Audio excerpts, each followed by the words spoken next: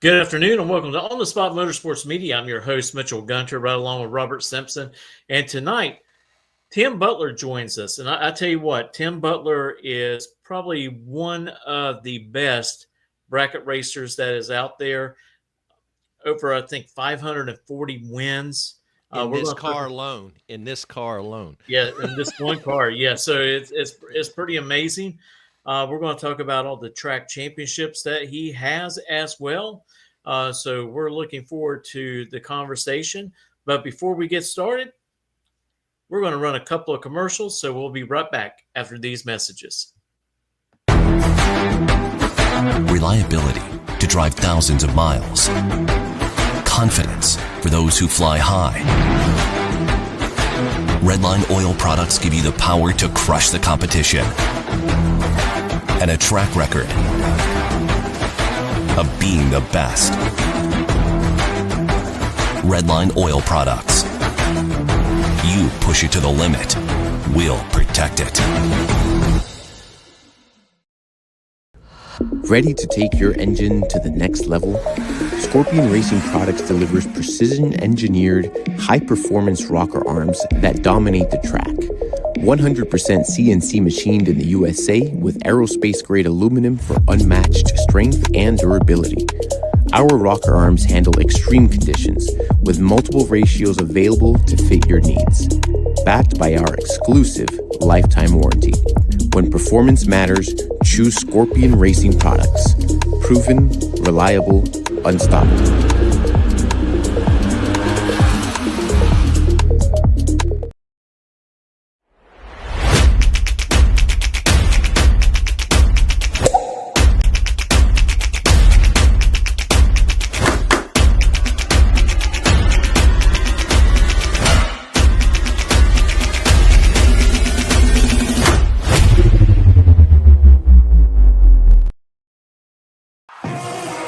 With more than 30 years of engine and drivetrain experience, Big Stuff is your one-stop total power management solution. Whether you're controlling a 600 horsepower street car and want the best drivability, or have a 6,000 horsepower race car, need the most foolproof, reliable control hardware, Big Stuff can do it all. All of our components are designed and manufactured right here in the USA, including our computers, wiring harnesses, touchscreen displays, and more. Nothing is built offshore, and we take pride in being one of the only automotive aftermarket manufacturers that can say this. Learn more at BigStuff3EFI.com or connect with us on Facebook and Instagram for more information. Tim, I want to thank you for joining us this afternoon and talk a little bit about your history and racing, not just bracket racing, but we're also going to talk about some other different classes that you ran as well. And okay. I tell you, your career has been just wonderful. Anybody would love to have the chance at even half or a quarter of what you have accomplished in your lifetime. Well, first of all, thanks for having me, guys. I appreciate it. And Robert, I got to correct you. All those wins weren't with the same car. Oh, okay. That's probably 20 cars. Okay. Yeah, hey, I was pumping you up a little more. You could have just rolled with it. You know that, right? Yeah. I thought it was just anyway, it doesn't matter. It's still an unbelievable accomplishment. So like Mitchell said, Tim, thank you very much for coming on. And ladies and gentlemen, just so you know, Tim and I have been going back and forth since basically last year, into last year, trying to get our schedules set up. When we both talked to each other before, and it's like when it's just, with work and life and stuff like that, it's difficult. So appreciate it, Tim, you and your busy schedule be able to come on here tonight and talk to us. Yeah, and I also want to thank you, as we look back to last year's NHRA Division II bracket finals, I wanted to thank you for, taking the opportunity coming up there in the tower and let me interview you for NHRA Division II. So that was pretty awesome. Yeah. Well, you're certainly welcome. Thank you too. Now, Tim, we got to find out, buddy. Okay, let's go. Let's start basically at the beginning. No, nothing trick. Okay, let's start in the beginning. What got you into the sport? Okay, tell us, when did it start? Has your family always been involved with it? Or what? No. I always loved anything with a motor. I mean, from the time I was young. I had this little dirt bike. I wore a path in the back field. You know, I had a go-kart. I had a dirt bike that I raced for a while when I was like 15, 16. Mm-hmm. And when I turned 16, I got a 67 Firebird with a 404 speed in it. And I knew the track was out there. My dad had taken me to the local circle track, but he wasn't a big car fan or anything. And some of my friends had talked about Bradenton being there. And one day, and I had learned a little bit about it. One day, my dad just took me out there and we asked what we needed to do and bought a tech card and made some runs. Really? And that's how it started. Yeah. Yeah. Do you remember your first pass you ever made? No, not exactly. Not exactly. I remember some of that night. It was pretty cool. I was pretty much hooked the first night. I really was. That's what my father told me too. He goes, the first pass, and he goes, boy, I know it's going to happen. And he's right. He was absolutely right. Yeah. Well, but now that was your first car that you took down the track. Okay. Did you start bracket racing that car early on, or was it a little bit of time before you started your bracket racing? No, I started very soon after that. I got to put some different tires on it, and it was a 4-speed too, which made it kind of tough. Right. But the first time I went to Bradenton, you had to dial to the nearest 10th, and you couldn't change your dial in. I remember being dialed 1440, and I could only run like 1447. Was as quick as I could go. Yeah, that's how it was when I first went there. Yeah. Okay. So there was okay. Not like open compound, they take 500s away. It was, I guess that was an early version of it, right? Yeah, I think by the next year they had changed it where you could dial to the 100th. I don't know if you could still change your dial in or not. I'm not sure. Man. Cool. I ran that Firebird and raced it with a 4-speed for a couple of years. Yeah. Nice. When was that? What year was that? Do you recall? Yeah. The end of 1975 was the first time I went down the track. I raced in 76. I raced pretty regularly, kind of got it figured out by 77, and I was started to do pretty well. I got you. So was that when did your first win? Did your first win come with that car? Yes, it did. Yeah. They had, if you lost first round, they had a consolation race. Yep. But if you had not gotten in the money in any race, they had this thing called poverty stakes. The first race I ever won was poverty stakes. And they published it in the newspaper, and my classmates were asking me what was poverty stakes. You know? I like the name. I like the name. That's a good one. You know what I mean? I never would have thought of that. But so you started young. I think it paid $10 and a tech card for the next race, something like that. Hey, that was pretty good. So, high cotton. I mean, to get another entry for the next race, that's pretty good to say the least. Now, like I said, so you started with a 4-speed, which is impressive. You won your first race, I'm assuming around 76, I think you said. And so that pretty much, now was there a mentor that you looked up to and would hang around with and talk to, you know, to start learning more of how the game is run? Or do you just kind of pick it up and become a really in depth with it, you know what I mean, learning all the ins and outs? I had some friends that I raced with. There was a gentleman there, his name was C.D. Murphy. He probably really was my mentor. He had won some races in his day, and he was still racing some, but he really helped me a lot in the early going. You know, he understood bracket racing. He understood cutting the tree. He understood making it close at the finish line, working on the cars, making the cars good. He understood all that, and he pushed me to learn that and to make the cars good. So, yeah. Go ahead, Mitchell. So what kind of car was that you were actually won your first race with? The 67 Pontiac Firebird. Okay. Yep, had a 400 motor in it, and 400 4-speed, and I ended up. It had the.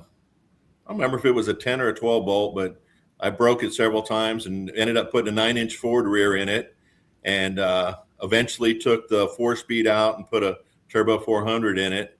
And then later on, I put a hitch on it, and it became my tow car. I would go to the track, unload the race car, unhook the trailer, and race them both. I have seen a couple people do that, but not a 67 Pontiac Firebird. Well, let's face it. Now, what did you tow behind it? What was your race car after the 67 that you towed? Well, I actually towed a 70 Duster on a trailer behind it, and we raced a Roadster. I drove a Roadster for a buddy of mine for a couple of years, and that towed real easy behind it. Yeah. But the Duster was a little trickier. I'm more impressed about you towing with the Firebird, towing a full-size Duster than anything. That's just that's sketch by anybody's terms. You know? So how many crazy looks did you get when you pulled in there, pulling that Mopar? I don't know. I don't know. I mean, I did it for quite a while. I mean, I remember driving to Atlanta to race.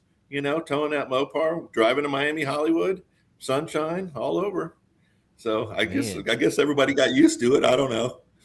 So what did your race schedule look like when you first started? I mean, was this track on a Friday, this track Saturday, this track Sunday? I mean, what was your schedule, or did it just vary? For years, we raced Sunshine, which is in St. Pete, would race Friday nights, and then Bradenton would race Saturday night. So Friday, Saturday, basically every week. I don't know how we did it looking back, but they would start probably the end of January and race through the first week in December, every Friday and Saturday night. Gee, yeah. That was a long season, wasn't it? It was a long season. Yeah. Man. So, and then in the early 80s, we started running Miami Hollywood, and we would race Friday night in Sunshine, get done at 1, 2 o'clock in the morning, and drive all night to race at Miami Hollywood. Race on Saturday down there. Just slept in the car. No, we had there was a couple of guys had a duplex down there, and we would go in and just sleep on the floor. Everybody that was there would just sleep on the floor. Wherever you get in, we fit in. Yeah. At that time, you're already whooped. It didn't matter where you laid as long as you was able to shut your eyes for a couple of hours. Exactly. Yeah. So. Yeah. When you started racing more like you were doing, okay, was your mentality to obviously run as much as you can, but was it to run? Were you allowed to run multiple classes at that time, or was it only one car, one class kind of deal? Back then, you could run 2 classes if you had 2 cars. Okay, you could only run you couldn't run one car in more than one class. Okay. They didn't let us. Bradenton didn't start doing that till maybe 2011, 2012. Let you run the same car in 2 different classes. Really? So for a lot of years. I remember back in Gainesville, you actually had to pick what class you was going to run points in. You could run another class, but you could only accumulate points in one of those classes. Right. I remember when Gainesville used to do that. Yeah. And then we had the at one time we had the quarter. Remember, we had quarter mile one weekend, and next weekend we ran 1/8 mile. Right. I forgot about that. Yeah, we did that for a couple years. Now, now we start getting into the little nitty gritty. Okay, as you're progressing and beginning your bracket career, okay, and the first year, the second year, I should say, is when you accomplished your first win. Okay, and from there it started building. When did you win your first track championship? Actually, in 1977. I won heavy eliminator at Bradenton. Yeah. Troy Williams Sr., Williams and Gary Williams' dad, and I had a serious battle down to the end for the championship in 1977. Yeah. Really? Yeah. Man, to be a fly on the wall then, boy, Yeah. that would have been really good.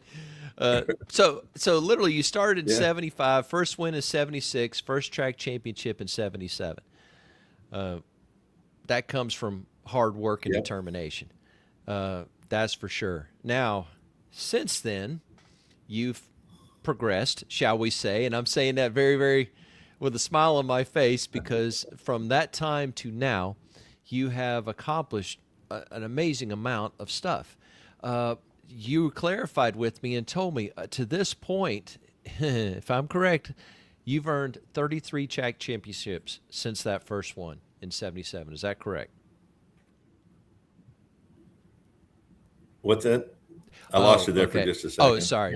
I said, if I remember correctly, you told me that since that first track championship in 77, you've earned a total of 33 track championships. Is that correct? That's correct. Yes. Yes. But what do you contribute, to that, to be able to accomplish such a great number of championships? And of course, we want to know the different tracks where you have them. I know that you have several at Immokalee. Yeah. I have 15 total in Immokalee. I believe I have 7 total at Bradenton, 7 at Sunshine, and 3 from Miami Hollywood. I think that all adds up right. Yes. Wow. That's just a lot to take in, Tim. I don't care who you are. That's just a lot to take in. That's got to rattle your competitors every once in a while, knowing, I think you said you have 542 wins, correct? 44 at the moment. 544. Okay. Yeah. 544. I know that's crazy. Isn't it?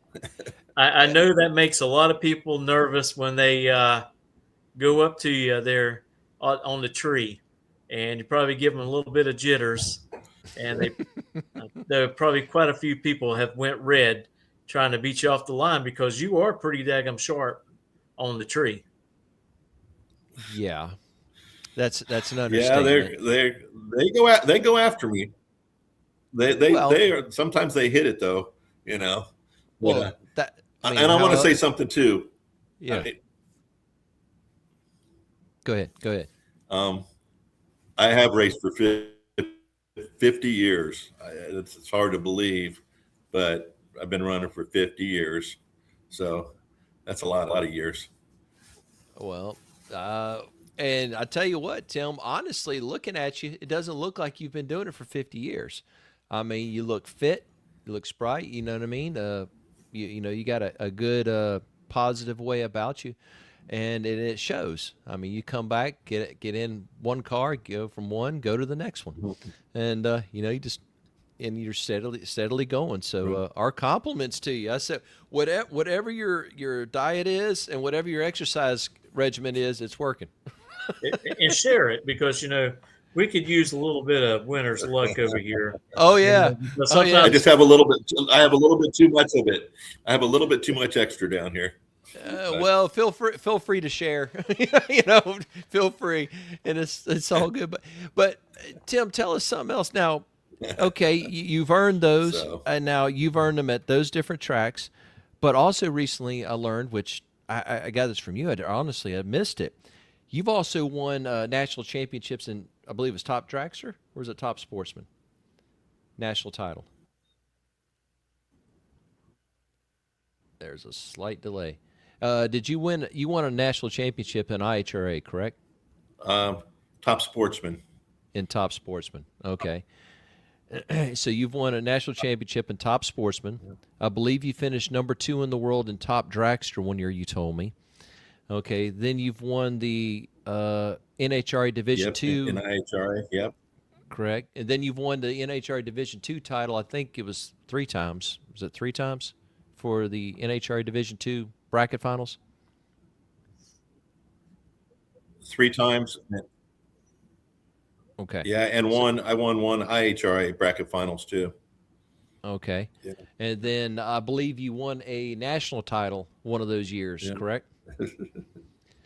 Sorry, tell me if I'm off, okay? Because I'm learning some of this stuff as we're going. Tell me if I'm off on any of the numbers, Tim. And but now tell us, you've worked hard for these years. No. You've worked hard for these years to accomplish this. But what do you attribute?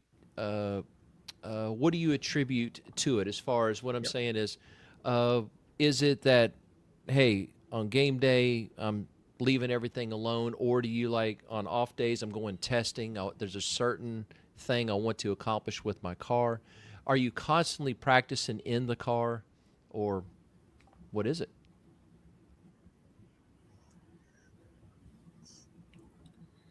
There's a definite delay. You know, yeah. It's not a trick question. You know, I've always felt like there were other guys that were better on the tree. No. I felt like there were other guys that were better on the tree than me. I felt like there were other guys that could race the finish line better. But what I liked was working on the cars, and I like to try to make the cars better. And I always just keep nitpicking at the cars, try to get them better and better and better. Because if I can have a really good car and I can put it together, I can sneak by some of those tight, tough races, you know? And so I would say working on the cars, tuning the cars, just working with them all the time was probably my advantage, you know, and paying attention, you know, taking what the track would give me, you know, taking what the car would give you. Some nights things are different, you know, you got to just take what you get and go with it. Right. And, you know, speaking of that, you know, you paying attention to the racing conditions here in Florida, that can change pretty rapidly from day to night. Quick. We start getting that moisture and the humidity starts getting up there real high. You definitely have to pay attention to, you might have to back off a couple of numbers to make sure that you can get down there. And I think a lot of it that has contributed to your success is your early years in racing of going to back-to-back races. And I think the more that you're out there in your car racing, the better driver that you're going to be.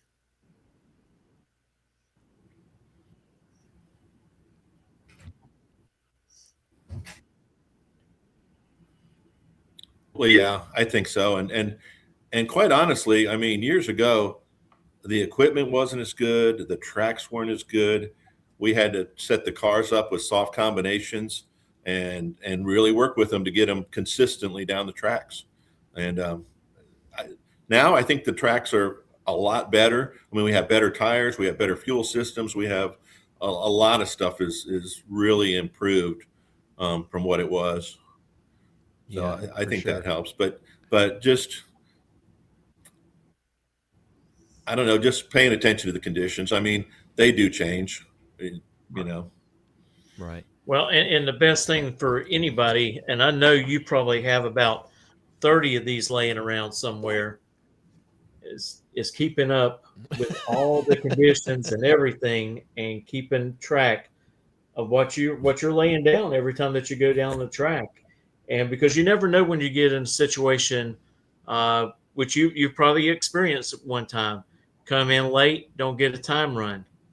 And these come in really handy when you can find the weather conditions pretty similar to a run before. That helps you out a lot. So how many of those logbooks do you have? Many. And you are correct, because I've dug through them and got, say, a South Georgia race from 2 years ago. And next time I go to South Georgia, I take it with me, you know, or I go to Carolina Dragway and I go back and dig through and find Carolina Dragway and take it with me. So yeah, I've got a lot of those, an awful lot. I believe it. I remember Tim Horton when he used to come here and race in Jackson. I know, Tim, you know exactly what I'm talking about. The late great Tim Horton, when he had Trinity, and he used to come up and he would look at his time ticket after running and crumple it up and throw it in the floorboard. And he would put the dial in on the window, and then he would go lean on the fence, and that was literally it. That was his routine. He wouldn't get in the lanes or nothing. After the run, he'd pull up, put a number on the window, and just like you and I were talking about, that man was amazing in what he did. But he had a slightly different philosophy at the time, you know. But it makes. Oh yeah. But now tell us tell us on your progression of your cars all the way up to the Camaro that you have now from the Duster. You had the 67 Firebird that you started with the 4-speed, and then you progressed to towing the Duster and still racing the Firebird, and then occasionally running a Roadster here and there from a buddy of yours. Yeah, Chip Horton. That's it, Marcus. Chip Horton. Yeah. Sorry, not Tim. Chip. My apologies. Chip Horton. Yeah, no disrespect given. That's for sure. Or meant. But tell us, how did you progress from the Duster, or what did you progress from the Duster on? I drove other cars in the process. One of my buddies named Tommy Summers, he and another guy they owned the Roadster, and they also had a CUDA, a 70 CUDA. And I ran that for a while in the early 80s. I ran the CUDA, the Roadster, the Duster, and then they had a race in Bowling Green, Kentucky. 1983, George Howard put it on. It paid $40,000 to win. Jeez. One of my buddies talked to another friend of his, and through the process, we talked to each other. We decided we were going to take my Duster to that $40,000 race in Bowling Green, Kentucky. Right, the biggest race of our, that we'd ever heard of, and we went to Bowling Green, and that was a track that really hooked. And my Duster would leave with the front tire maybe a foot in the air at Bradenton. Well, it was standing straight up at Bowling Green. I mean, I couldn't get it settled down. It was just standing up, and I didn't end up doing much good with it.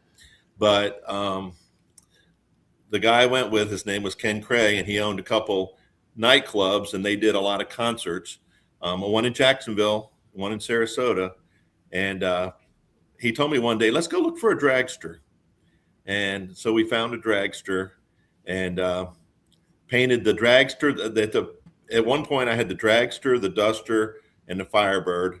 Painted the dragster and the Duster with the Playground South, Florida's hottest concert nightclubs logo. Yep. You might hear people talk about the playground cars, the playground, whatever. Yep. And the dragster really is when I really started to just do well. I mean, that car from the first night we ran, it was good. So would you buy that car? Did you buy that car new or used? The dragster. It was used. Yeah. And Ken actually bought it. And I drove that car for him. Well, we put all the cars together in one stable. That's what we did. Right. But yeah, no, it was used. Okay. Yeah. Okay. Because I remember the Playground South cars. I remember seeing them in National Dragster. I'm like going, who in the world? You know what I mean? Because there was somebody else that ran Playground South on their car, but I cannot remember who it was. Was it a competition? Yes. Competition Eliminator Corvette. Yes.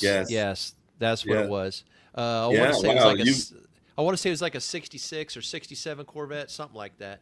Yeah. C kind of altered. Okay. C I think. C kind of altered. Yep. Okay. Yeah, I remember seeing it. One of Robin's. That wasn't Lane's car, was it?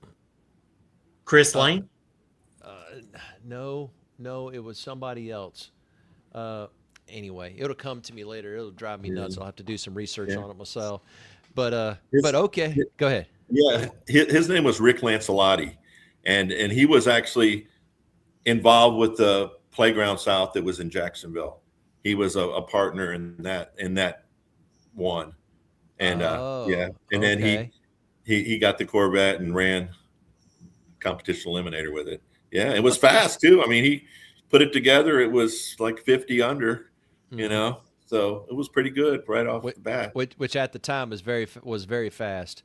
I mean, it's still quick now, but it was very fast then. That's for sure. And it was cool. It was really, really cool. But now I can put a face to the name that I always saw, because I never saw you personally with the dragster. I always saw the dragster, either driving or just out by itself. So now I can do that. But okay, so you progressed on with the dragster. Now what happened to the Duster?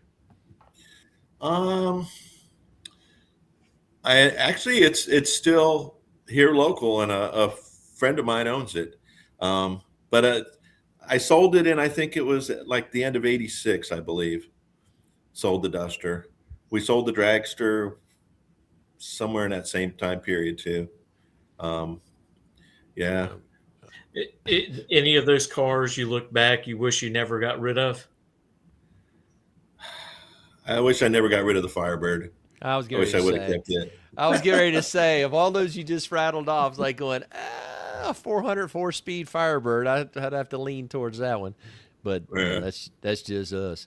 But okay, so you ended up getting rid of the Duster and the dragster. So what was your next progression from there? I'm trying to remember what we did. Maybe it was '87. Anyway, a local guy, Jim Carlton, came to me and said he was driving a Camaro for Larry Enslin. I don't know if you know him, name.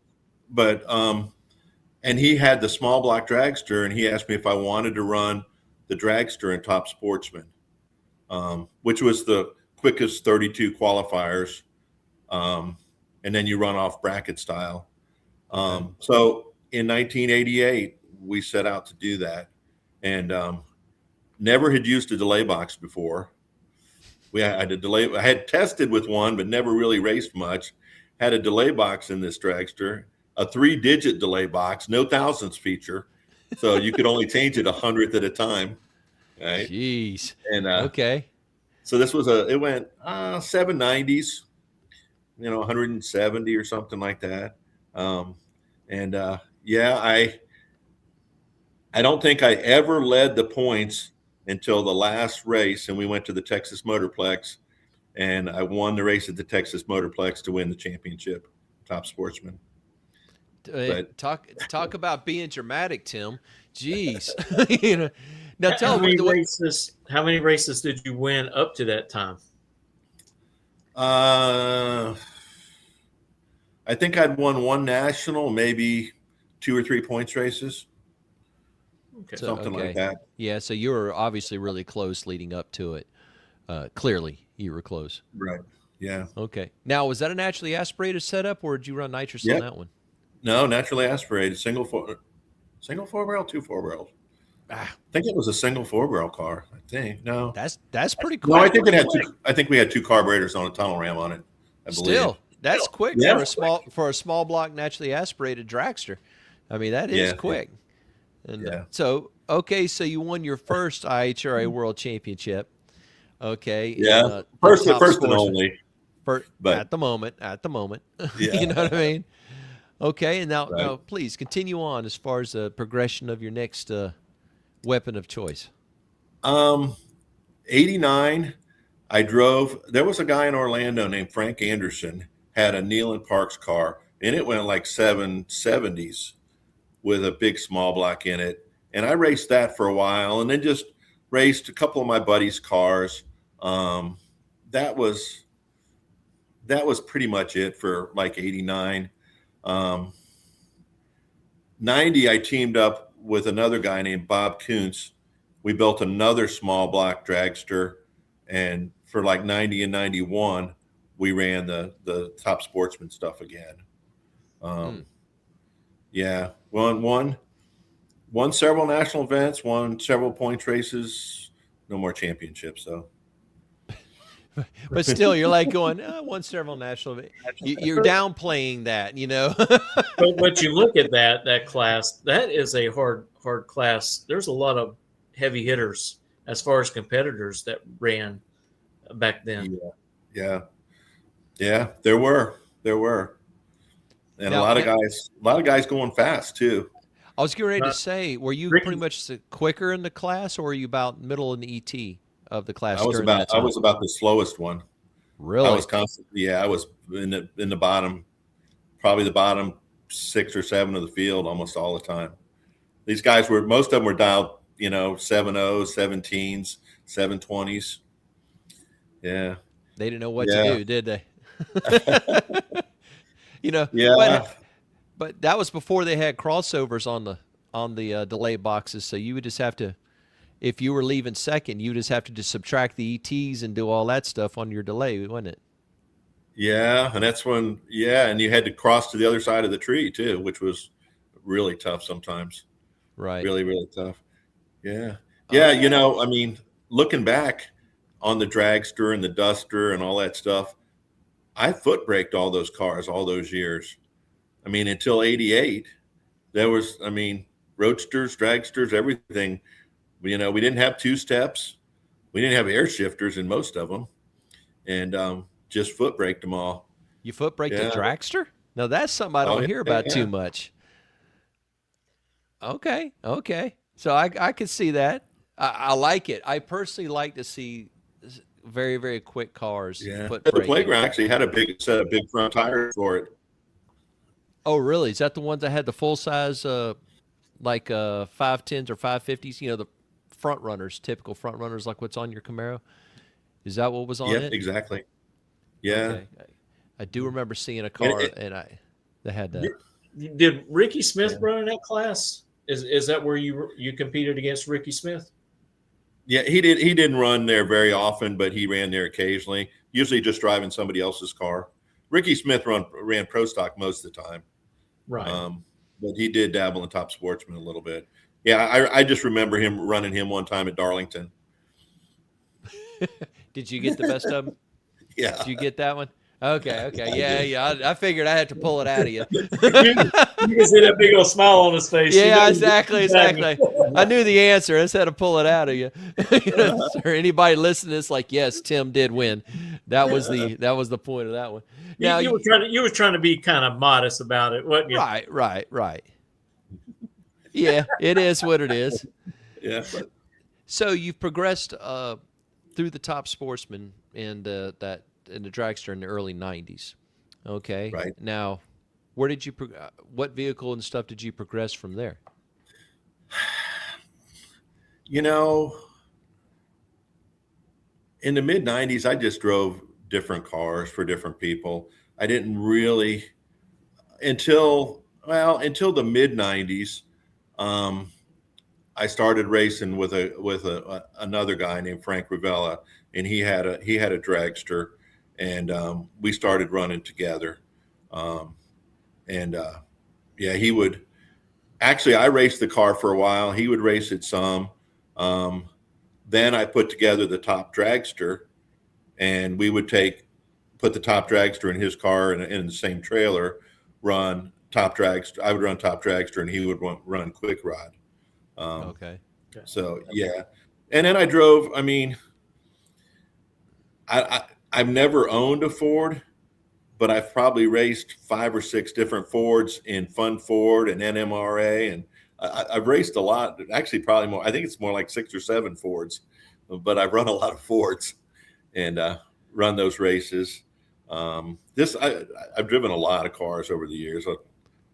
Really, I guess the only thing you have, from what I'm hearing, the only thing you haven't driven is a Pontiac or a Buick or an Oldsmobile. I think that's about the only ones, and of course Cadillacs. But because you did the Pontiacs, you did the Mopars, you did Fords, you did Chevrolets, and you've made them all work. Drove an Oldsmobile and a Buick also.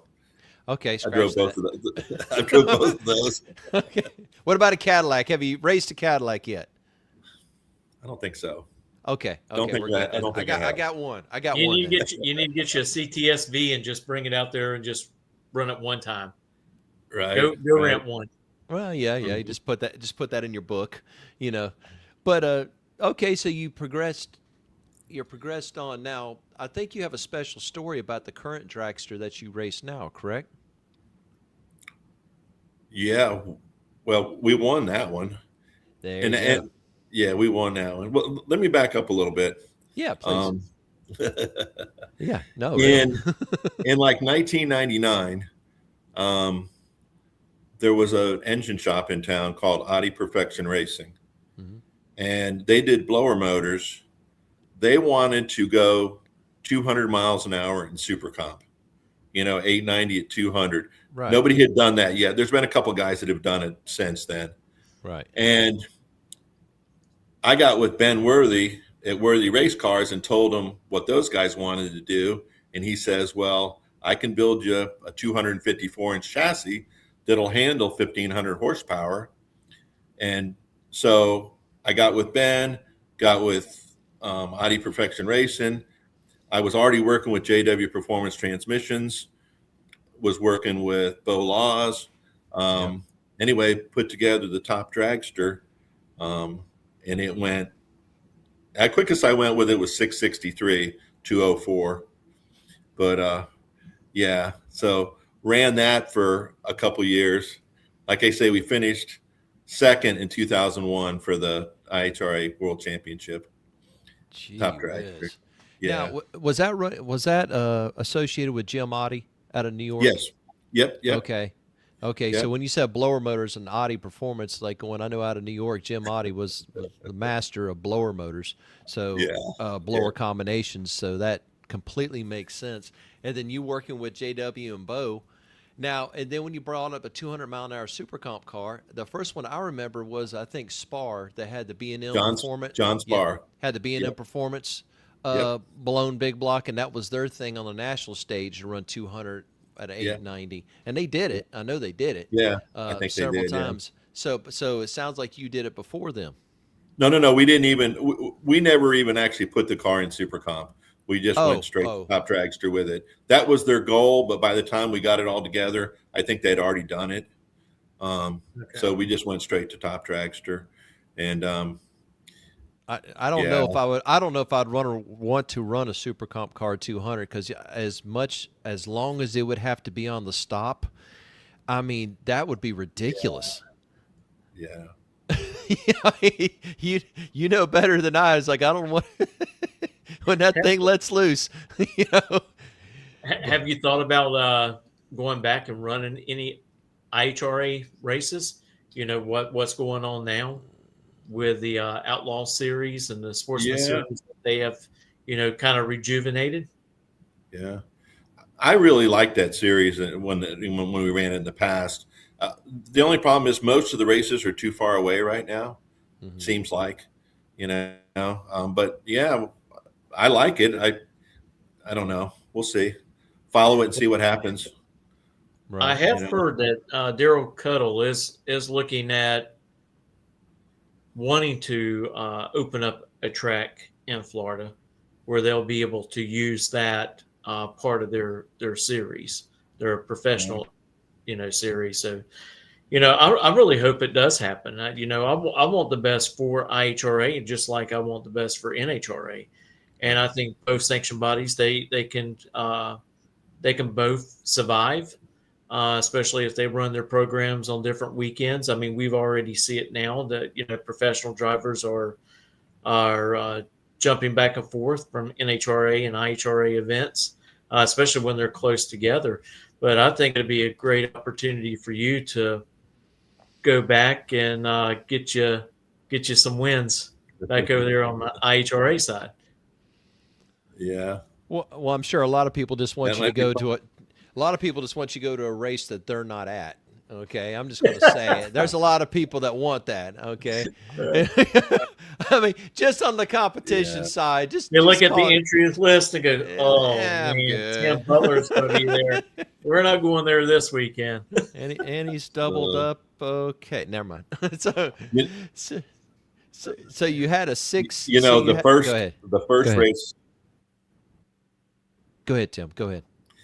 The first, I had run that top drag, so we had tested it, and I had run some couple early shutoff runs at Bradenton.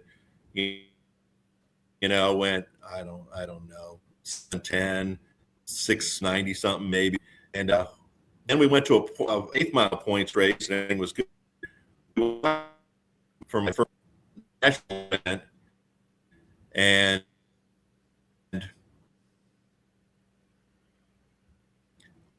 Oh, I man. forget. I think I ran maybe like 690 and stepped Man. where we. Yeah, Tim, You still you're there, breaking Robert? up. You're breaking up a little bit. Yeah, so we didn't really hear the last thing you said, Yeah, Tim. I think I It did. it just started. You just started saying that you were going to Okay. go to the next We- event, and then it stopped. You were going to go to an 8th mile event after you did some shut off testing at Bradenton, and that's the last we heard.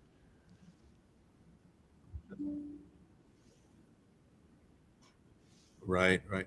And then we went to the first national event in Rockingham, obviously quarter mile, and I made a like early shut off run, and I think I went 690 something, and they came on the loudspeaker and they said, "Be careful because of the crosswinds with your parachutes." And I was standing in line, and I was literally shaking. I was so scared. I did not want to go down the racetrack. And I remember looking around at these guys in Top Dragster, and I'm thinking none of them even look nervous. And I'm sitting there, I'm literally shaking because I don't want to make a wide open pass, go into the wind and everything else. But I did. I just stayed in it, and I ended up going 680 something at like 199 or something. And when the chute came out, it was like, whew, what a relief. What a relief. So it clearly came out straight. Is what you're trying to get at. Yes, yes. Oh yeah, that's something I can't imagine going that fast and having that happen. Whew. Yeah, and I got used to it after a while. It wasn't too bad, but it was for me. It was scary at first. With all your years of racing and stuff, what are some of your favorite tracks that you have enjoyed going to and racing at over the years?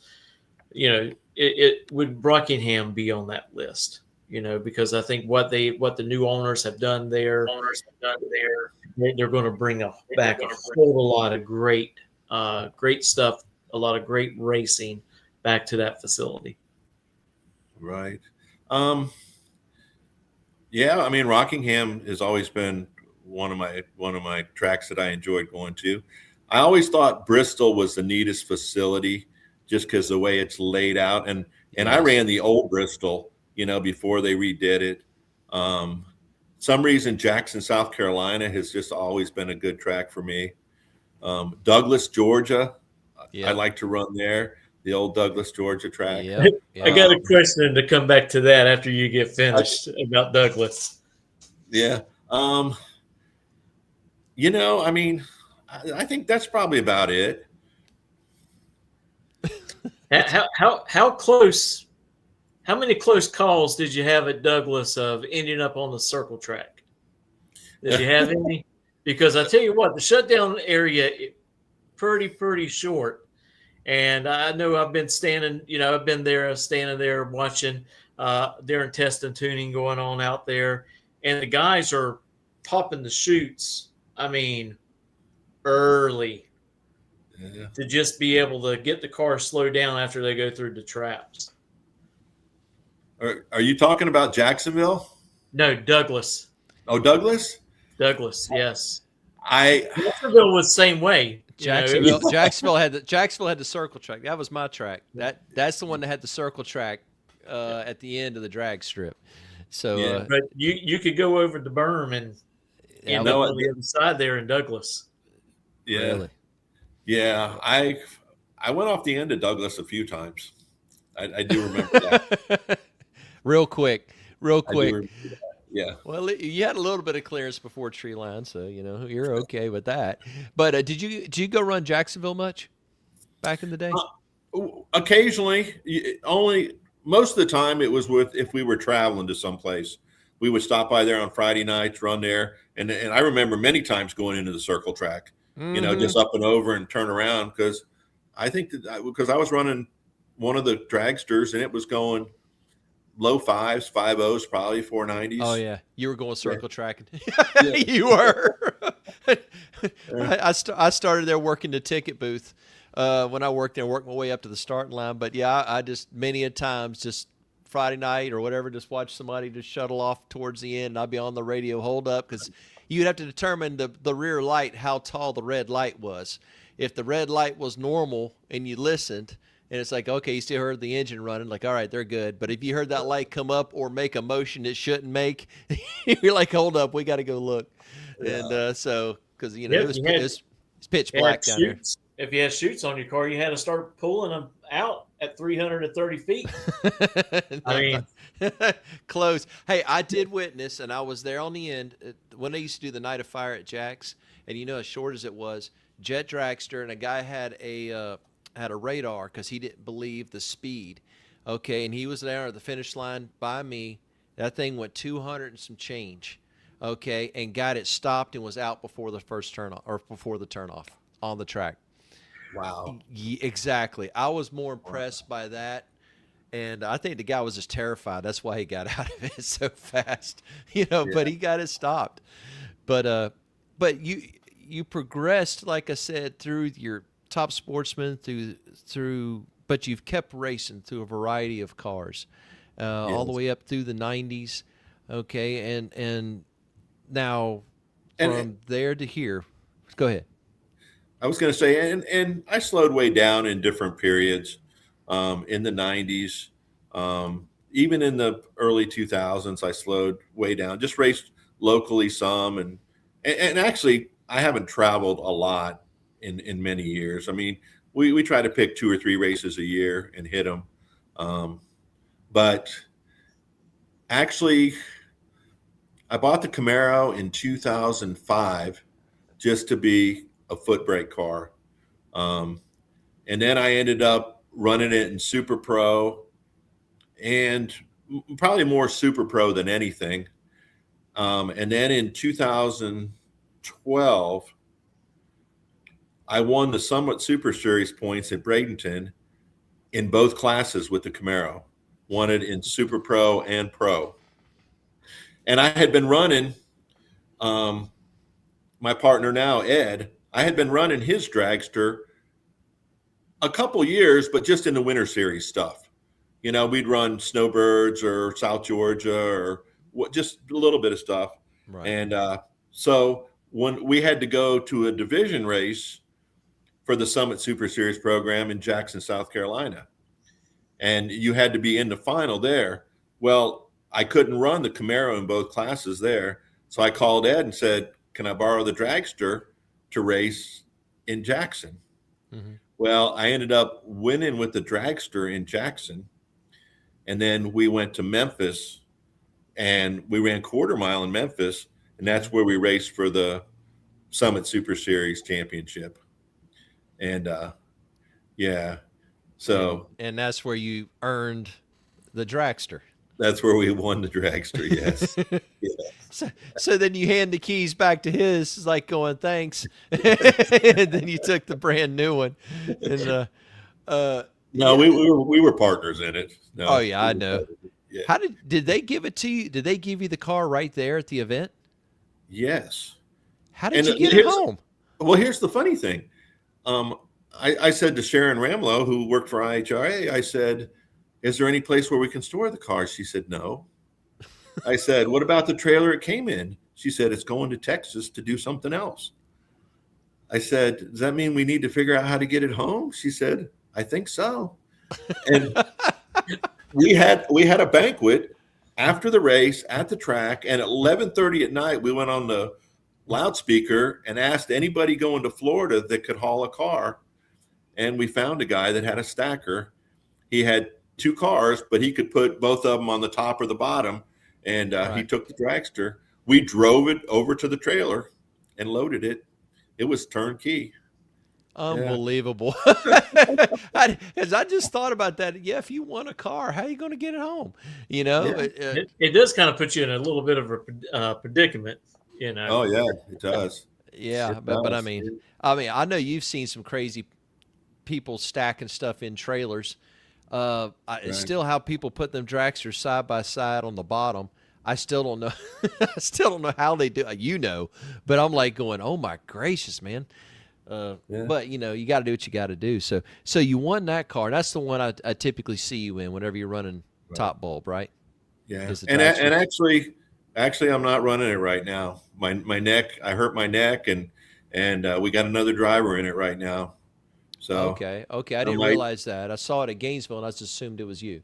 No, we got another driver in it. So, yeah, I may not get back in it. I don't know. We'll see. It's still going down, but you're still in your Camaro. I'm still in the Camaro. You can easily get in and out of your Camaro, and you've proven that. So that's definitely not a problem. Matter of fact, and I'm saying this because I'm bragging on you. Okay, here recently at an event at Bradenton that you earned, okay, you pulled off an amazing feat, shall we say? Okay, first of all, to accomplish a perfect light once is very impressive, but to do it 4 times in one night, do I just need to just let that sink in, ladies and gentlemen? The man earned 4 perfect lights in one night, and Tim, I think you corrected me, and you said that you were hitting it off the bottom at all 4, or am I incorrect? All four on the bottom. Yep. All 4 on the bottom. Okay, yep. And changing up a little bit in between. I mean, it's not just just rolling in. I mean, you like you said, you're constantly tinkering and tweaking it as needed. But am I wrong in what I said? No.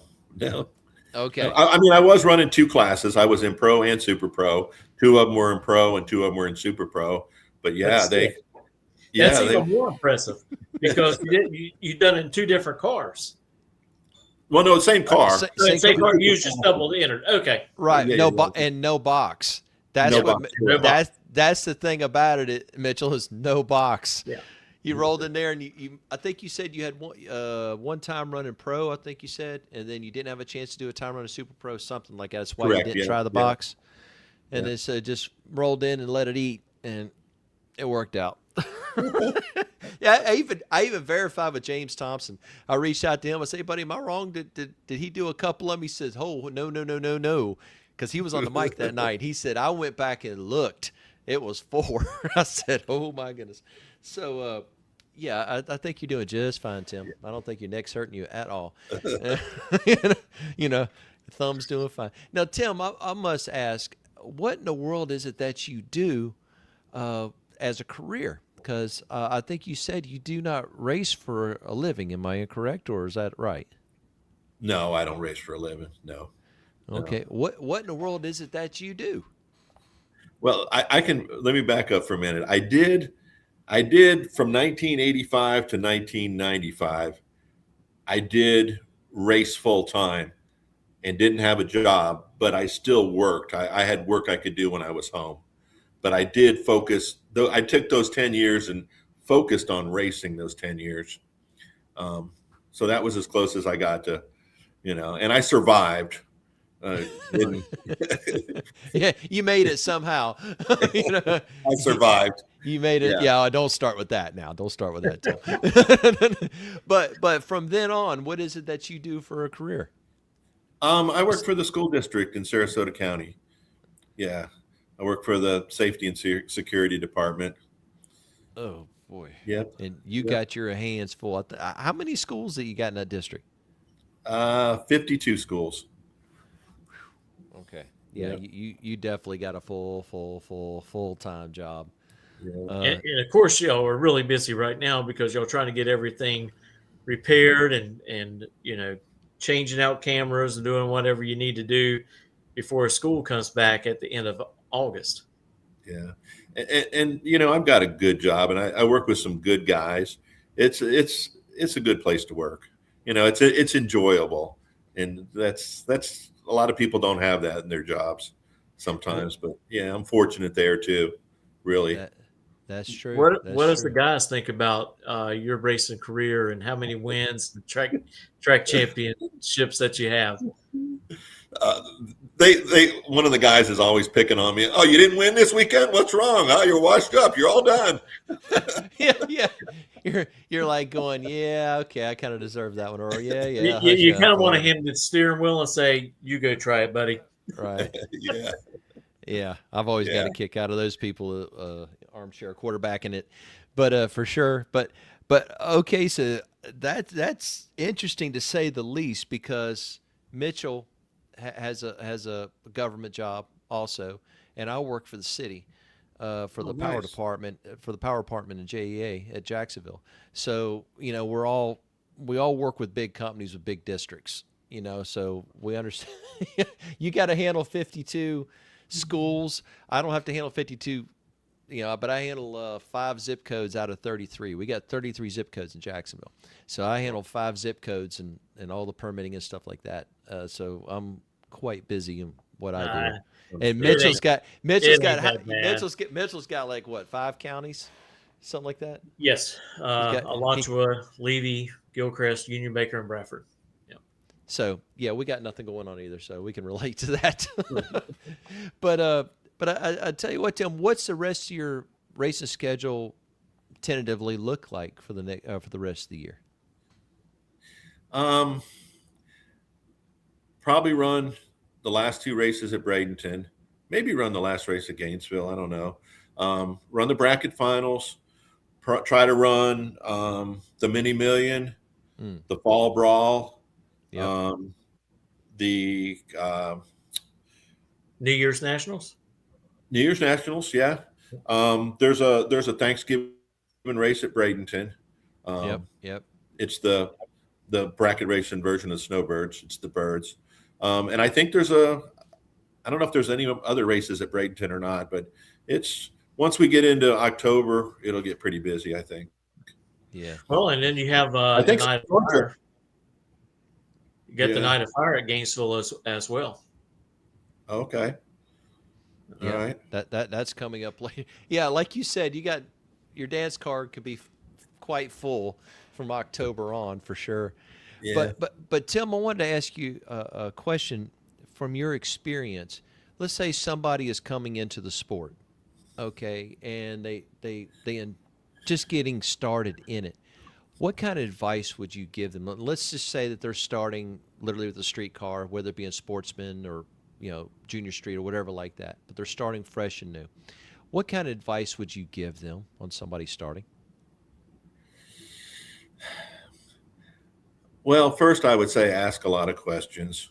Learn everything you can. Try to learn how staging works, reaction time, all the basics. I would say get a practice tree. Start working on a practice tree, whether it's, if it's even at the bottom bulb. Try to find a consistent spot for you.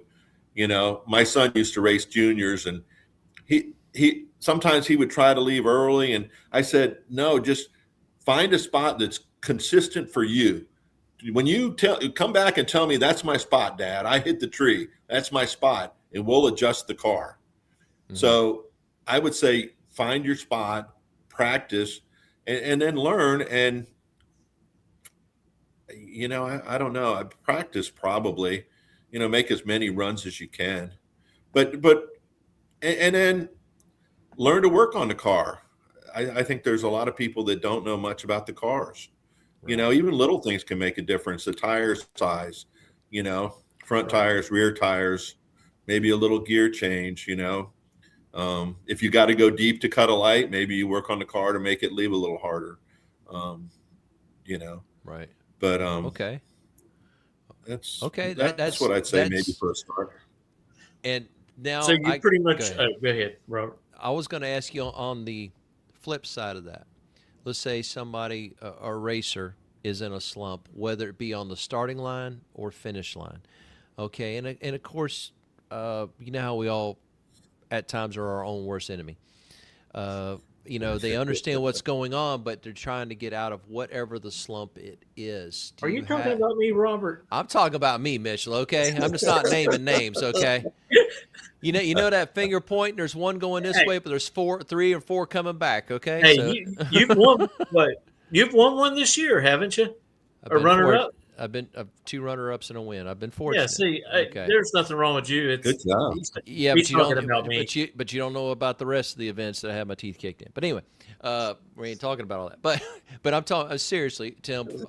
Advice to give to everybody, your personal advice, if somebody's in a slump, whether it be on the starting line but the car's doing good, or whether you're good on the start line but the car's not doing good, what kind of advice would you give somebody to encourage them?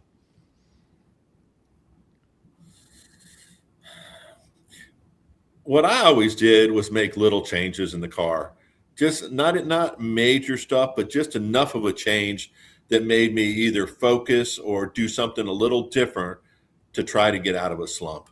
And then okay, here's, I guess if I had any famous words of advice, I don't know if that's the right thing. I would say race to win. And I think a lot of people race to not lose. Right. And I'll give you an example. One of my buddies, one night he was like 16 and 18 on the tree. And I said, man, you're good to go. Pull 100th out and you're ready to go. He goes, oh, I can't run that number. I went red there 3 weeks ago with that number in the box, you know? And a lot of people, you know, if they went out and went 650 with a 2, they said, well, it's going to get a little cooler. I'm going to dial 49. And they go out there and they go 16 on the tree and go dead 9. They've got a $25,000 or 25,000 package. If you do your job, you should get in on that.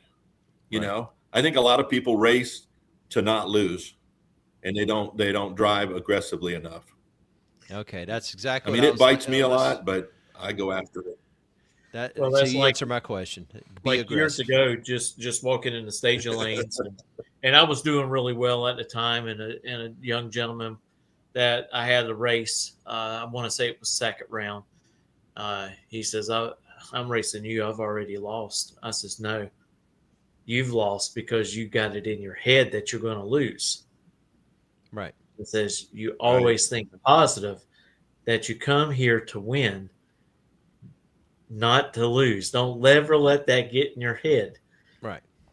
And of course he lost, but he already had it set, you know, and racing is psychology.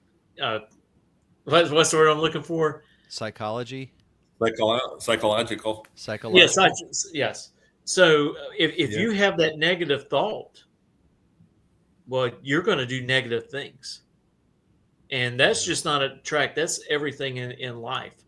So you have to be positive every time that you go to track, that this is your day, you're going to win.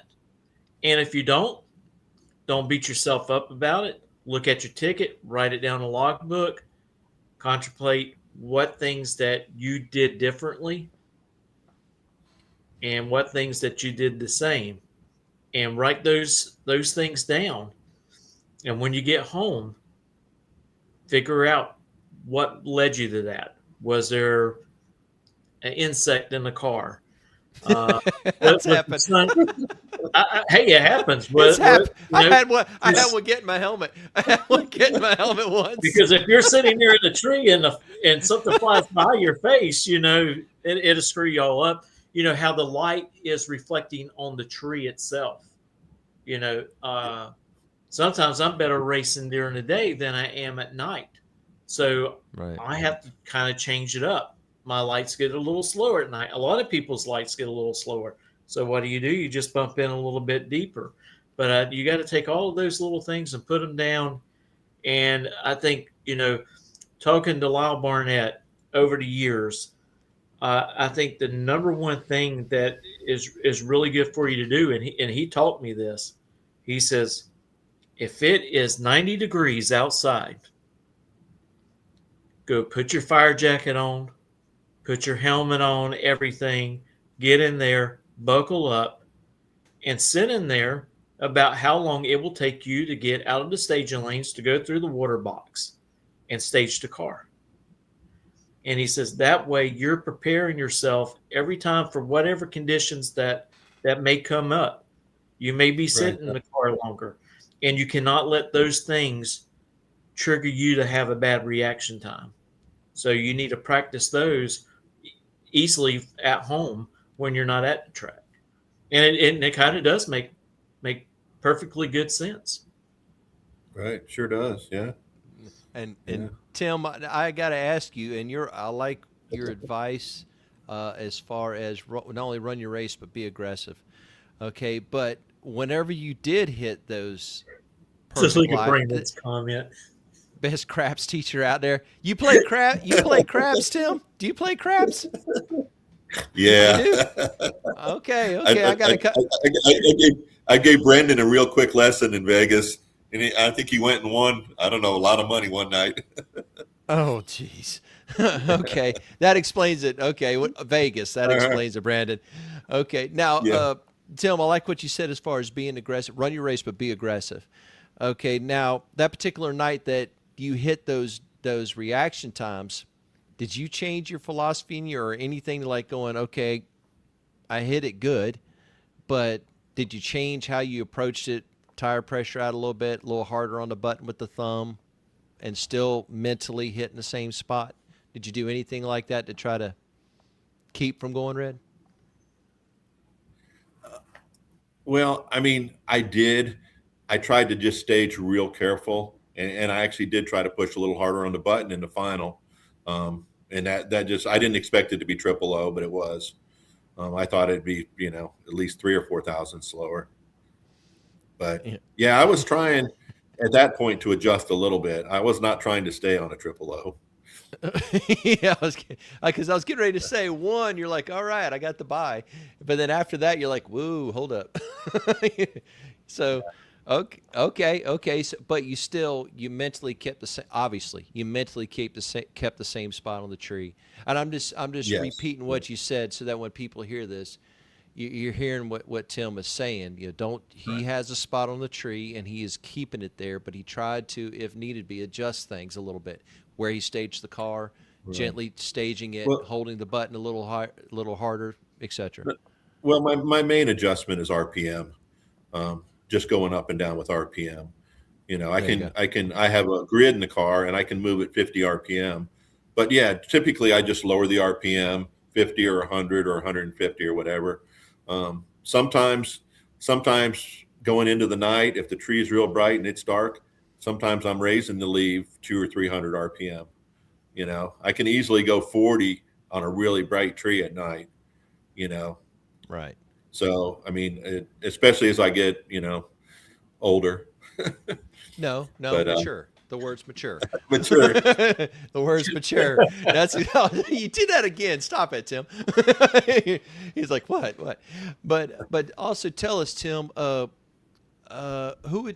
are your marketing partners, or who are the partners that you're working with right now that you would like to share? Well, yeah, I've been with JW Performance Transmissions for many, many years. I actually worked there for a year, a little over a year. I think I first went in their shop in 1992 or 3. So yeah, John and Helen and Johnny, they've really, really taken good care of me.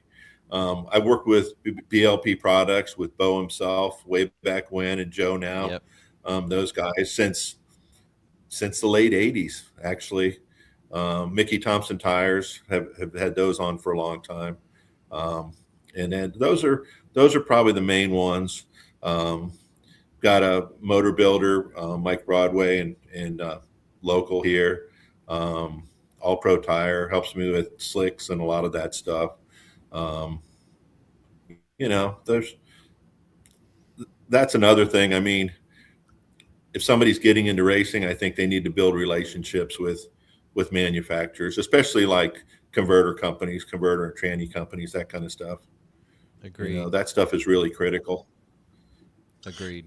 And Tim, before we go, I wanted to go through some pictures because you said, when you looked at them, it brought back a lot of good memories and stuff. So I wanted to kind of go through a few of those and share them with our viewers. Okay. So we're going to start off with this dragster right here. There you go.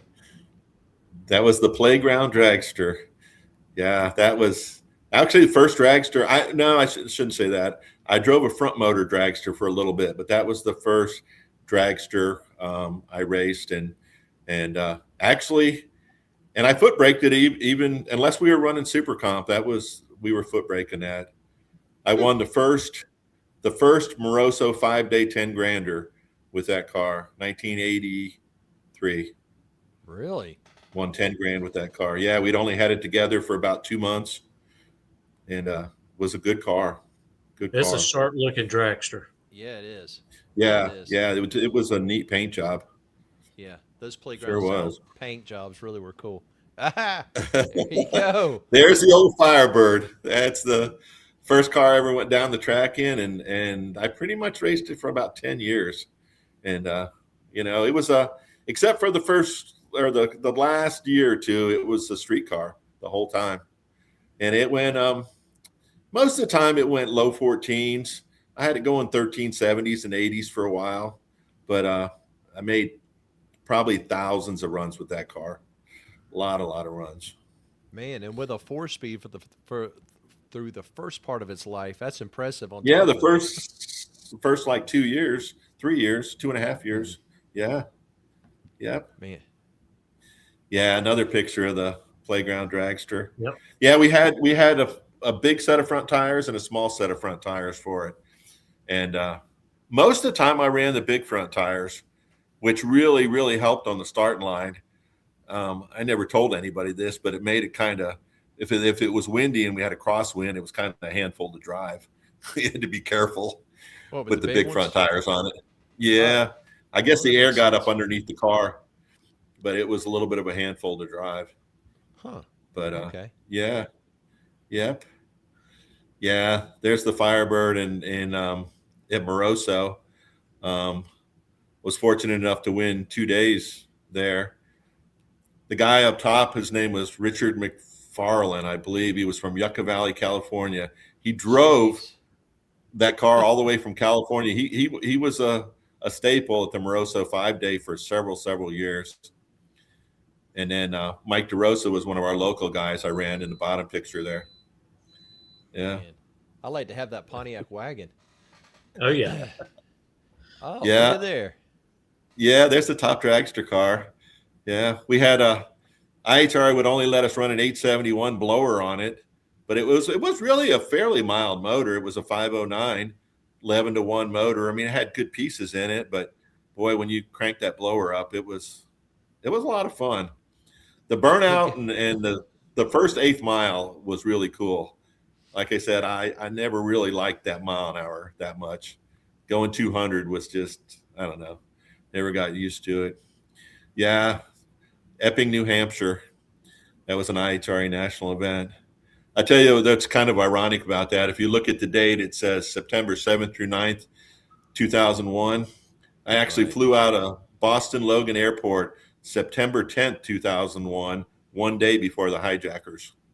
Yeah. September 11th, 2001, the hijackers flew out. Yeah. Oh, wow. Yeah. Oh, I didn't even think. That's kind of wild. Yeah.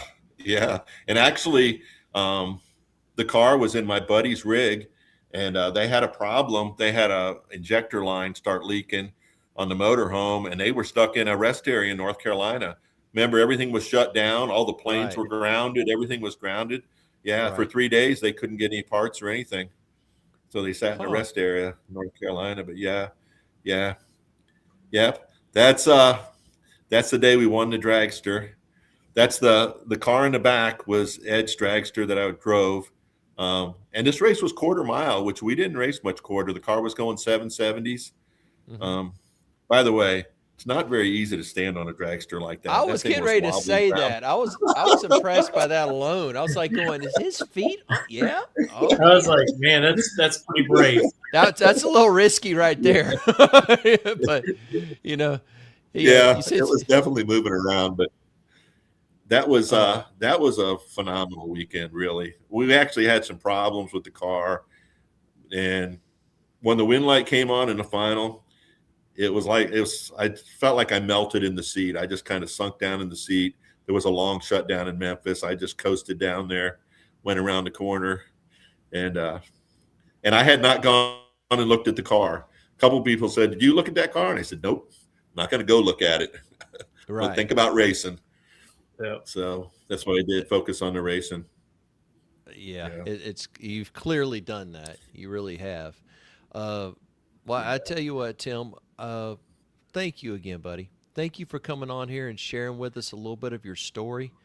because there's obviously more detail to it. But hitting some highlights and giving some advice for both a new racer and a racer that's that's raced some but is in a little bit of a slump. So appreciate the advice. And I appreciate Robert looking out for me. What I do or not do? Racer in a slump. No. Don't start that mess, Mitchell. I think you've got went on the head-to-head. I think you've got me beat so far. But anyway, we won't get into that so much. But listen, Tim, I want to tell you once again, buddy, appreciate it, and thank you very much for coming on. And we wish you nothing but the best this year. And I know we'll see you. I know we'll see you again at Gainesville. If not Gainesville, then South Carolina. Yes. Oh, I'm sure. Yeah. Well, thank you very much, guys. Thank you for having me, and thank you for what you do. I got to say, we were at the last race. We were over at the trailer watching your live stream on our phones. It's sitting in the shade, right. Cool. Watching it right on our phones. So keeping up with what was going on. So thanks for what you do. Oh, I appreciate it. And it has progressively got better over this year. It's progressively got better. Got some new cameras. They're not as grainy at night. We got the new mixer, so there's no echoing, no little echoing sound and when whoever's announcing. And now we got even a mic outside picking up the cars going down the track. So it's been really great and watching it progress. And I'm glad, racers like yourself tune in and watch it while they're, sitting in their motorhome, relaxing, eating at the track. Yeah. And also it gives all the families an opportunity to watch their family members race. So, and I always have to thank Jody for allowing me to do what I do. Really, I went to her and asked her, and she gave me her blessing, and it's gotten a little better each time. And she didn't have to do that, but she did. And did you tell me what's that, Tim? Didn't you tell me you're going to maybe expand to some other tracks too? Or looking to do that? We have some opportunities to probably live stream some stuff for South Georgia, hopefully near the end of the year. So if everything goes good, I will be extremely busy around October, November. Yep. If everything works out, I think it'll be a total of 5 or 6 events will be live streamed. So I'm just thankful for the opportunity. Awesome. I'm thankful for promoters giving me the opportunity to put their product out for the world to see. And it's neat because we see people tuning in from Saudi Arabia, India, Australia, South America. It's just really neat that it reaches out that far. And there's that many fans in the world of drag racing. Yeah. Yeah. Oh, yeah. That's for sure. There definitely are. For sure. And hopefully, if everything goes good, if NHRA needs me again this year, maybe I can interview you again up there in South Carolina after you get ready to head out to Las Vegas again. That would be nice. That would be special. Mitchell, with either one of us in tow, perhaps he can. If either one of us made it to that, perhaps he would spare a room in his stacker. Well, I actually plan on going out there this year to Las Vegas. I don't know if it's going to work out, but it's in the cards. Hopefully, both me and Robert can fly out there and cover it. Maybe one of us will be able to make it as well in the sportsman or pro category. You never know. Man, I got to tell you, Summit shows us a great time out there. I mean, they treat us like we are stars. I don't know. Did you see the part where they actually introduced us like the NASCAR guys do? We came out of the trailer and all that whole deal. That was cool. Yeah, when Dan came out, he goes, "That was really cool." That's what Dan said too. Salyer. Yeah. He came out. He said, "Man," he goes, "I was here for the first one, but this one was better." And I was like, "Going, imagine so." But absolutely, Tim. And like I said, my friend, we appreciate you coming on. And if there's anything that we can do in the future, just please let us know. If you have a new marketing partner that you want to share, please just let us know. We'll put it out here on this side too. You know what I mean? And Tim, just to let you know, if you want to tune in on Tuesday coming up, we're going to have Leslie Horn joining us with the Southeast Gas Association. So that's always it's always fun to have Leslie Horn on and talk about that sanctioned body. And I tell you what, I need to go to one of the events because I think it's the most neatest thing to watch. You know, when they do a live streaming of it, it is so neat. It just looks like you're back in the the late '60s. And the girls all dress up, the backup girls, and just great. And I tell you, it is one of the best shows if you ever go. I don't know, Tim. I don't know if you had a chance to go to one of those, but I tell you, anything in the A-gas, they run mid to low fives, 4-speed on a I think it's a 10.5-inch tire or a 12-inch tire. You know what I mean? I'm like going, and it's crazy. No rev limiters, no nothing. I'm like going, and you look at them, okay, and they're well built. Okay, they're not just thrown together. They're well built. But you start looking like going, you run a low fives with this. You're like going, woohoo. And I hear they're a handful to drive, especially the A-gassers. Yes. Yeah. Oh yes, they are. When you look at the Anglias or the Willis and you look inside the cockpit, you see the 4-speed and half of them got the shifters bent over to clear the leg and all this stuff. I'm like going, okay, man, you're a little touch in the head right there. But it's what makes it exciting for sure. Go to Leslie Horn's page, Chick Magnet, and go to that page, and he's got some in-car video. I mean, it's just amazing. Oh yeah, yeah. So I think they have a race in Gulfport too, don't they? Mississippi. Yes. Yep. I went there for the first time. I really enjoyed that track. They put on a good race out there earlier this year. That's actually the weekend of the big cruise in or whatever they have, cruising the coast. That all ties together with cruising the coast. Oh, okay. Yeah, so it is a neat event. That'd be a huge event then. I bet it is, yeah. But no, that's another track we want to get to. But can only do so much, right? Got to keep working that way. Right. But once again, Tim, I want to tell you, my friend, thank you very much for coming on. And well, thank you guys. Thank you. We wish you and your family nothing but the best, and best of luck this year, my friend. Okay. Thank you, gentlemen. You have a good night, Tim. Take care, Tim. See you soon. Take care. Bye. What a great show. What a career. 544, he said, wins. I think so. Golly. I would just like to have an eighth of that. Well, I mean, and like he said, I mean, he's from day one, he's paid attention. He's worked on the small details, and he's focused, and he's refined his operation down, and it shows.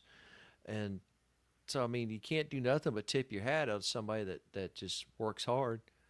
And exactly, that's what it is. It's a lot of hard work. Yep, it's a lot of hard work. I mean, one track championship does not come. How you doing, buddy? One track championship is not easy. 33, no. Now, something I don't think he said there is in Immokalee, because he told us this. In Immokalee, he did 10 straight years of winning a track championship. 10 straight. And of those 10 years, 5 of them he doubled up and won the other class at the same time. So 5 of those years, he was track champion in both classes. So I know he's sad, and we all are. Immokalee closed now because, I mean, let's face it. It is a sad thing. King of Immokalee for sure. Hey, but, maybe what are they going to do with that track? They were talking about, I think, extended out the airport or something like that. The airport was taking it over, I believe. That's what I heard. That's what I thought. It's Airport Authority.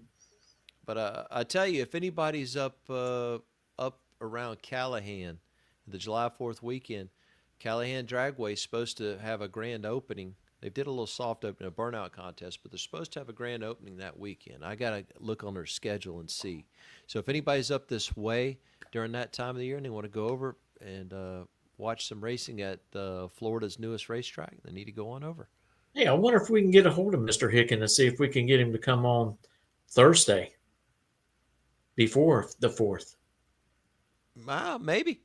I That'd got be his number. that'd be a good grab to talk about it. I got his number. I can get a hold of him. Yeah, get a hold of him and see if you can come on that Thursday. That'd be a great conversation piece. Especially with them doing the burnout contest and doing I think they've gone out like 60-foot. Last weekend they were doing some 60-foot runs. Just trying to get the starting line, some rubber put down and that pavement. Yeah, the old school way. Yep. and like I said, when I talked to him, he said, "Hey, we just did a little impromptu burnout contest just for something fun. Start breaking into concrete, just a little something like that." He goes, "I didn't expect much." He said the place was packed. He said it was packed full of cars, packed full of people. He goes, "I couldn't believe it, all just to stand there and watch a burnout." And I said, "Yeah, exactly." Yeah, I tell you what, if I had the time to go, I would have put the old drag radials on the car. Yep. Drove up there and try to help them lay some rubber down. Yeah, I told him, I said, our family schedule that weekend won't allow us to get away. I said, but we're both, you, Mitchell, and myself, will definitely get over there. And maybe if we can get the reception, we'll even live stream an event. Whether there be a test and tune or something like that. We'll do our best to help the track because it's great. It's great they're bringing that out. How long has it been since Jack's Raceway's been closed down now? Oh, geez, you would ask me that. 20-something years? Yeah, I would say about 22, 23. Something like that. Yeah, 20-something years. It's been a long time. And, this gives people opportunity Callahan's not very far from Jacksonville. No. And it gives, people opportunity to get back into racing, where they don't have to drive so far. And, I know you have to have mufflers on the car. I get that. But, they are up underneath the IHRA. Mm-hmm. So hopefully they'll be able to run, pro sportsman classes like that and be able to have some kind of competition with points where they can send people to divisional. The championship ride. The championship running, yes. Right. I think that'd be really great. Agreed. Now, we don't know initially, what they have in store as far as bracket racing or even a schedule yet. Right. First thing first, this man is paying for this. So out of his own pocket. Yeah. So everybody's got to have some patience. Like if they don't have all the timers set up just yet, but the track's open. So, I'm just using that for an example. I don't know what the extent is, or maybe they only can run daytime only and can't run at night yet and stuff. Whatever it is, we accept and we support, because he's going to continue to make it better. As people support it, it will continue to grow. And with the goal, my personal goal was that it does turn into where they do offer bracket events and maybe even a point system and stuff like that. Because that'd be great to have another opportunity. Because I'm looking for a track. It'd be great if there's one there close like this that I can go test, and then obviously compete, which I think would be great. So looking forward to it. Great opportunity of basically for Callahan on an economical level of bringing money into that area. People's got to eat, and so they're going to go there to eat in Callahan, and I'm hoping this opportunity will allow them to have some special events where they can bring in some dragsters and run them every so often. Right. Because this track does have a short shutdown. Yes. It really does. So if you have a car that's at least a little bit quick, go check out the shutdown before you make a rip. Okay. Yeah. And if like going, I might need to put a parachute on it, or I might need to, cut it a little soon before the finish line just to make sure I get that shutdown. First, be safe first. Then, what is the shutdown? Can you remember? Isn't it a little over? It's no, it's a tick over an eighth mile shutdown. So it's I think it's a tick over an eighth mile. I want to say it's like 800 feet, but don't quote me on that because from the drone video, it's like it looks shorter than that. It really does. But don't. I'm trying to jog the gray matter right now, so that's not doing so good. So we'll have to see. But yeah, remind me, buddy, and I'll reach out to him and Yeah. see if he'd be interested in coming on. But like I said, looking forward to that. And also, ladies and gentlemen, I want to tell everybody thank y'all for continue to support Mitchell and I here on the Spot Motorsports Media on both the Facebook page, and we encourage you to go over to our YouTube channel. And if you haven't subscribed there yet, go subscribe. We're trying to build up the number on that channel, and also Mitchell's and I are gradually uploading videos of different kinds we've had or from past, and also this interview will be uploaded on our YouTube channel. It also will be uploaded on Spotify upcoming in the next week or so.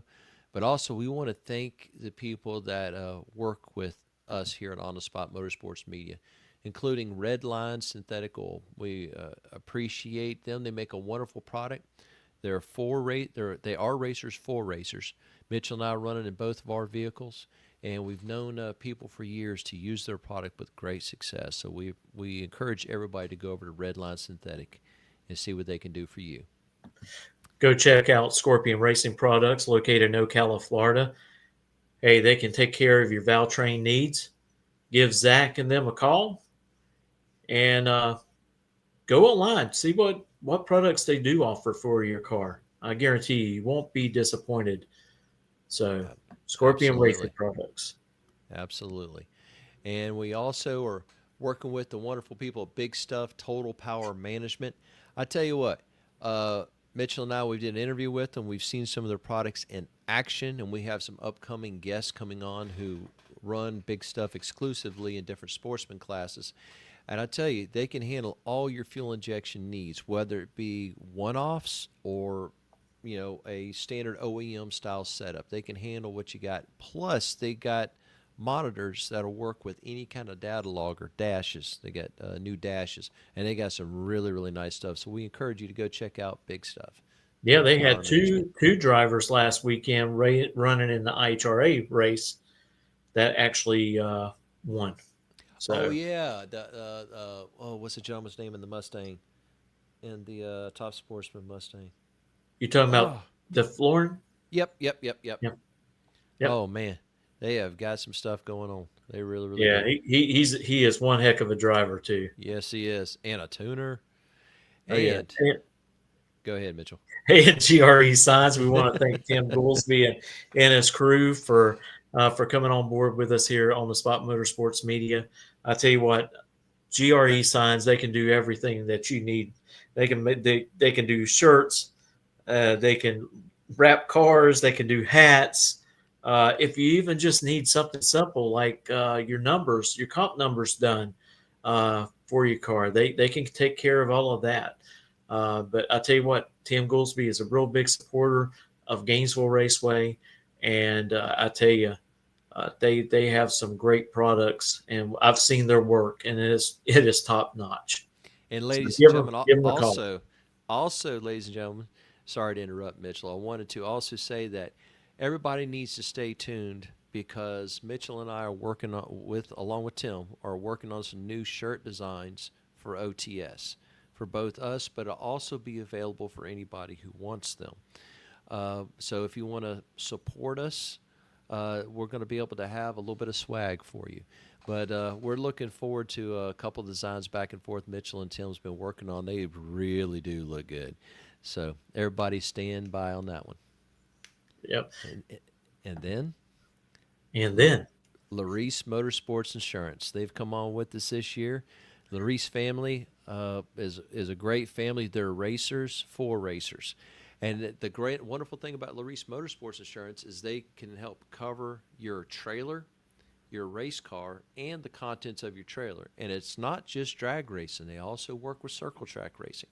So they can handle about all your needs of coverage. And we've met several people that's used their services due to unfortunate things that's happened. And they've been really quick about being right there on the spot to be able to take care of their racers. Now, also wanted to let everybody know that the World Foot Brake Challenge that is coming up starting next week in Bristol Dragway is one of their sponsors is Larice Motorsports Insurance, and one of their other sponsors is Scorpion Racing Products.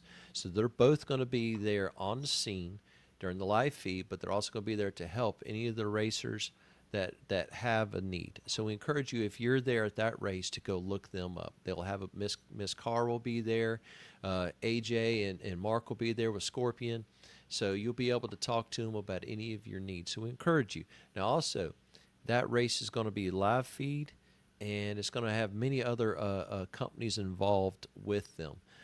So we encourage everybody to watch that live feed, because that's going to be a 4 or 5 day event, and over the 4th of July weekend. So there's racing to be had. Oh, yeah. But everyone, thank you again for watching On the Spot Motorsports Media. And don't forget, Tuesday night coming up, we are going to have Leslie Horn join us from the Southeast Gassers Association. We're going to talk about the season so far and what to look forward into the future. And I tell you, it is one of the greatest events. I mean, I've seen it live streamed. I mean, I can just imagine what it's like being there in person. And I guarantee you, Leslie's going to be like trying to twist my arm through the monitor to come out there to one of their races this year. And I tell you what, it would be an absolute honor to go take some photos, interview some of those drivers, because it is just, we even interview one of the bugs. I think that would be pretty interesting. Absolutely. To do. So absolutely, and I'm game. We got to go to another one of their events. So maybe we go to that one that's on there in Gulfport. Yes, Gulfport. Maybe we'll try to look it up and see if we can attend that. That'll be not that far of a drive. We could drive it. So we just have to work it out on our schedule. That's it. Until next time, ladies and gentlemen, from Mitchell and I here at On the Spot Motorsports Media, we wish everybody a good night. Take care, everyone. Take care.